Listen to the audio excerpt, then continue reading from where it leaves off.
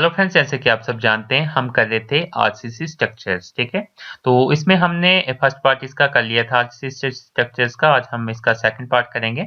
Second part में आज हम टॉपिक देखने वाले हैं कंपोनेंट्स ऑफ कंक्रीट। ठीक है, तो कौन कौन से कंपोनेंट है कंक्रीट के हम देखने वाले हैं। तो फर्स्ट लेक्चर में हमने ऑलरेडी डिस्कस किया था कि कौन कौन से कंपोनेंट थे कंक्रीट में जो हम यूज करते हैं। ठीक है, तो आज भी हम डिस्कस करेंगे कंपोनेंट, और भी काफी सारे टॉपिक हैं वो हम डिस्कस करेंगे। जैसे कि हम बात करें कंक्रीट के कंपोनेंट्स, इसको हम बोल सकते हैं कि कंक्रीट के इंग्रेडिएंट भी हम बोल सकते हैं। ठीक है, तो ऐसे भी क्वेश्चन आए तो आप यही क्वेश्चन लिखोगे।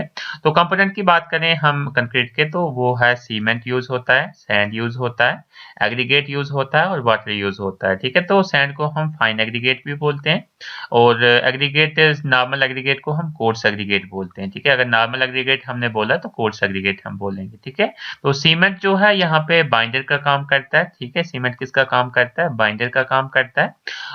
वाटर जो है न्यूट्रल रहता है। ठीक है, वाटर हम वाटर को न्यूट्रल मानते हैं। ठीक है, और जो ये है हमारे पास सैंड एंड एग्रीगेट जो है ये है फिलर का काम करते हैं, फिलर मटेरियल का काम करते हैं, मतलब ये वॉल्यूम प्रोवाइड करते हैं कंक्रीट को। ठीक है, इसकी अगर हम बात करें तो जैसे हमने बताया कि कंक्रीट जो है इसका मिक्सचर है सीमेंट का, सैंड का, एग्रीगेट का एंड वाटर का। ठीक है, तो अगर हम बात करें जो सीमेंट है और वाटर है, अगर उस सीमेंट और वाटर को हम मिक्स करें तो वो हमारे पास बनाती है पेस्ट। ठीक है, paste is the mixture of cement और वाटर। खाली सीमेंट और वाटर हम ऐड करेंगे तो हमारे पास बन जाएगी पेस्ट। ठीक है, तीन चीजें हमारे पास होती है। एक होता है हमारे पास कंक्रीट, जिसमें हमारे पास सीमेंट भी आता है, सैंड भी आता है, एग्रीगेट भी आता है और वाटर भी आता है। ठीक है, वो आ गया कंक्रीट। ठीक है, उसके बाद होती है पेस्ट, जिसमें सीमेंट और वाटर ही आता है। उसके बाद होता है मोर्टार। मोर्टार में हमारे पास आता है मोर्टार। मोर्टार में हमारे पास क्या क्या चीजें आती हैं? एक तो सीमेंट आता है, उसके बाद दूसरी हमारे पास सैंड आती है, और उसके बाद आता है तीसरा वाटर। ठीक है, तो आपको तीन समझ में आ गए होंगे, कंक्रीट, मोर्टार एंड पेस्ट। ठीक है, उसके बाद हम बात करें कंक्रीट जो है मिक्सचर रहता है, जैसे कि ऊपर ही बात की कंक्रीट किसका मिक्सचर है? पेस्ट का। पेस्ट मतलब cement plus water plus sand plus aggregate. ठीक है, समटाइम्स हम इसमें रॉक्स भी यूज करते हैं। रॉक्स इंस्टेड ऑफ एग्रीगेट हम रॉक्स यूज करते हैं। जैसे कि एग्रीगेट है तो एग्रीगेट छोटे छोटे पार्टिकल होते हैं, जो रॉक्स हैं वो थोड़े से बड़े साइज के पार्टिकल्स होते हैं। ठीक है, बड़े साइज के स्टोन्स हम बोल सकते हैं। ठीक है, उसके बाद हम बात करें जो भी सीमेंट पेस्ट होती है, जैसे कि सीमेंट पेस्ट की बात की थी, तो पेस्ट का मतलब होता है cement plus water. Cement plus water, ये आपको रिमेंबर कर लेना, पेस्ट क्या होता है? Cement plus water. तो जो भी पेस्ट होती है सीमेंट की, वो किसको कोट करती है? सरफेस को। जो भी फाइन एग्रीगेट की सरफेस होती है और जो कोर्स एग्रीगेट के सरफेसेस होते हैं उनको कोट करती है, और उनको एक दूसरे के साथ बाइंड करती है और एक हमारे पास एक हार्ड सरफेस बनती है। ठीक है, हार्ड सरफेस हमारे पास हमें मिलेगी आफ्टर मिक्सिंग, जैसे कि हमने वो सारी चीजें मिक्स की एक साथ। उसके बाद एक हाइड्रेशन रिएक्शन स्टार्ट होगी। हाइड्रेशन रिएक्शन में हीट प्रोड्यूस होगी।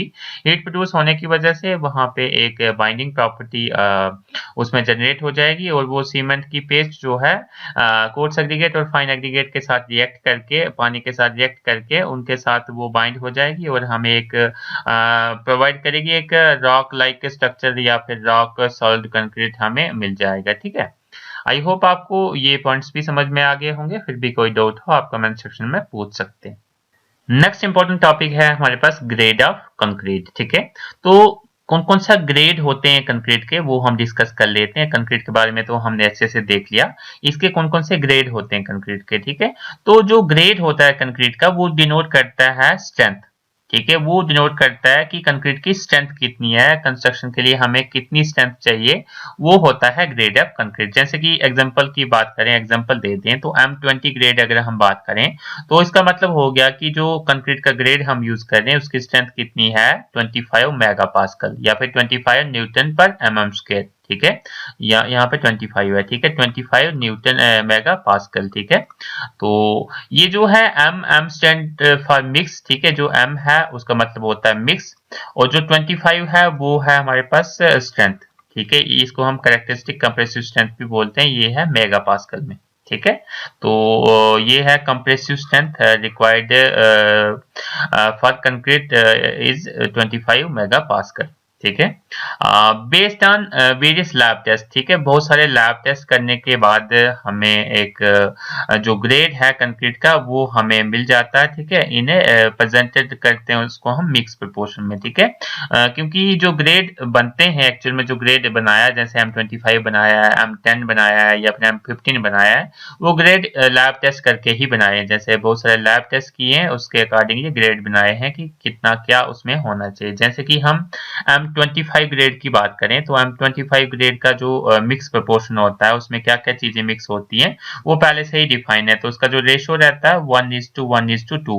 1 का मतलब हो गया सीमेंट, ये दूसरा 1 हो गया हमारे पास सैंड, और ये हो गया हमारे पास एग्रीगेट, ठीक है।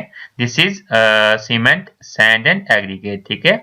1 पार्ट आ गया हमारे पास क्या, सीमेंट, दूसरा 1 पार्ट आ गया सैंड, और ये पार्ट आ गया हमारे पास कोर्स एग्रीगेट, ठीक है। इसको हम बेस्ड ऑन वॉल्यूम बैच से भी करते हैं और वेट बैच से भी इसको हम मेजर कर सकते हैं। 1 मतलब मान लेते हैं 1 kg, ठीक है, ये 1 भी आ गया 1 kg, 2 आ गया 2 kg। और वॉल्यूम के बेसिस पे करेंगे तो वॉल्यूम के बेसिस पे भी हम कर सकते हैं, जैसे कि मीटर क्यूब के बेसिस पे भी हम इसको कर सकते हैं, ठीक है।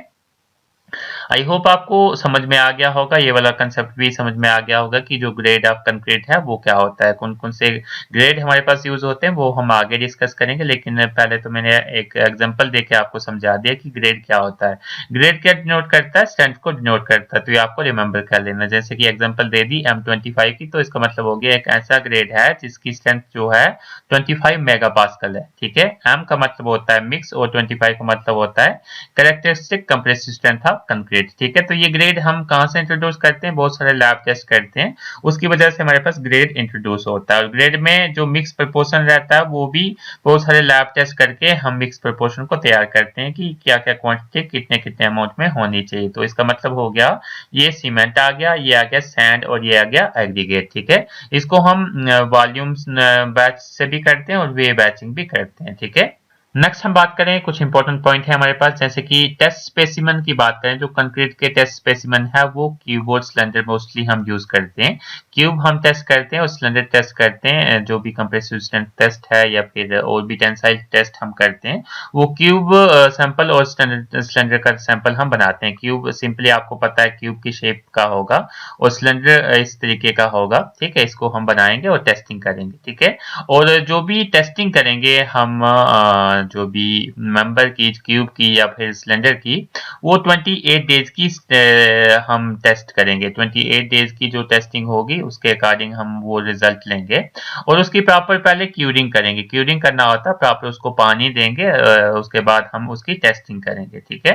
और जो कंप्रेसिव स्ट्रेंथ टेस्ट जो है हम करते जो हैं, वो किस लिए हम करते हैं कंप्रेसिव स्ट्रेंथ टेस्ट, वो स्ट्रेंथ को फाइंड करने के लिए कि इसके जो कंक्रीट हम गिवन यूज करेंगे, जिस ग्रेड का कंक्रीट हम यूज करेंगे उसकी स्ट्रेंथ कितनी है, उसके अकॉर्डिंग हम उसको कहाँ पे यूज करें, ठीक है।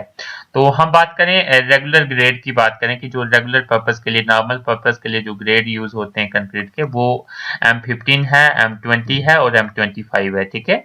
और जो प्लेन सीमेंट कंक्रीट के वर्क के लिए अगर हम यूज करते हैं, वो ग्रेड है हमारे पास मोस्टली M15, मतलब सबसे लो ग्रेड हम प्लेन सीमेंट कंक्रीट में यूज करते हैं, ठीक है। अगर हम बात करें रीइंफोर्स्ड सीमेंट कंक्रीट की, तो RCC जो कंक्रीट रहता है, इसमें हम मिनिमम ग्रेड M20 यूज करते हैं। तो मोस्टली आजकल हम M20 भी यूज नहीं कर रहे हैं, आजकल हम M25 ग्रेड यूज कर रहे हैं RCC वर्क के लिए, क्योंकि अगर M20 यूज करेंगे तो ये काफी लाइट हो जाता है, जिससे कि हमें इतनी स्ट्रेंथ नहीं मिल पाती, इसलिए हम M25 के ऊपर से ही यूज करते हैं। लेकिन मिनिमम M20 है, इससे नीचे हम यूज नहीं करते रीइंफोर्स्ड सीमेंट कंक्रीट के लिए, ठीक है। नेक्स्ट हम बात करें, जैसे कि हमने ग्रेड्स की बात की थी, तो यहाँ पे कंक्रीट के ग्रेड हैं, यहाँ पे उसका मिक्स रेशो है, और यहाँ पे कंप्रेसिव स्ट्रेंथ है इसकी मेगापास्कल में, या फिर आप बोल सकते हैं न्यूटन पर mm स्क्वायर में, ठीक है। तो यहाँ पे जो ग्रेड है ये है नॉर्मल ग्रेड कंक्रीट, ठीक है। नॉर्मल ग्रेड कंक्रीट की बात करें तो हमने पहले ही बात की थी कि ये M5 होता है, M7.5, M10, M15 and M20, ठीक है। तो ये जो ग्रेड रहते हैं इसका मिक्स प्रोपोर्शन पहले से ही हमारे पास फिक्स रहता है कि हमने इसमें कौन सी चीज कितनी डालनी है। तो M5 की बात करें तो 1 part of cement, 5 part of sand and 10 part of aggregate, ठीक है। ये है हमारे पास cement is to sand is to aggregate, ठीक है, ये आपको पता ही होगा।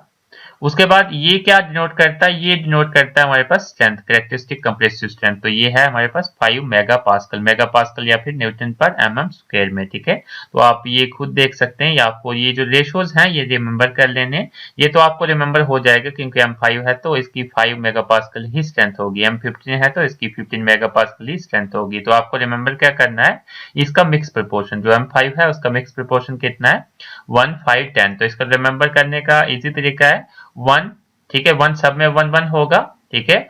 जो 5 वाला है उसमें 5 होगा और 5 का जो डबल होगा 10, ठीक है। 7.5 में क्या होगा, इसका एक कम हो जाएगा 4 8, ठीक है, 4 का डबल 8, देन इसमें 1, देन 3 6, 4 का 3 फिर 2, ठीक है, फिर M15 का 1 2 4, ठीक है, इसका डबल, देन M20 का 1 1.5 एंड 3, ठीक है, 1.5 का डबल 3, ठीक है। तो ये आपको रिमेंबर कर लेना है।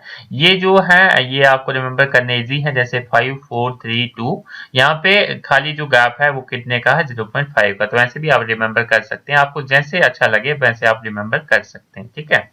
ये था नॉर्मल ग्रेड कंक्रीट के लिए जो रेशोज आप यूज करते हैं उसके बारे में था ये, ठीक है। तो ये देखो, पहले आपको ये अगर भूल जाए तो आप पेपर में ऐसे कर सकते हो, जैसे M5 है तो आप इसका रेशो लिख सकते हैं 1:5:10, क्योंकि यहाँ पे बीच में 5 लिखना है क्योंकि यहाँ पे M5 बताया हुआ है।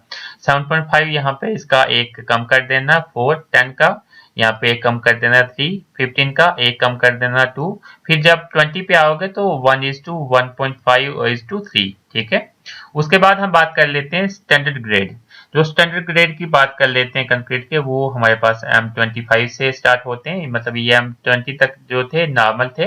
M25 M30 M35 M40 M45 ये आ जाते हैं स्टैंडर्ड ग्रेड में आ जाते हैं, और इसमें से M25 का हमारे पास मिक्स प्रोपोर्शन दिया है 1:1:2। तो ये आपको रिमेंबर कर लेना है, ये भी मोस्ट इंपॉर्टेंट है 1:1:2, that means 1 part of cement, 1 part of sand and 1 part of aggregate.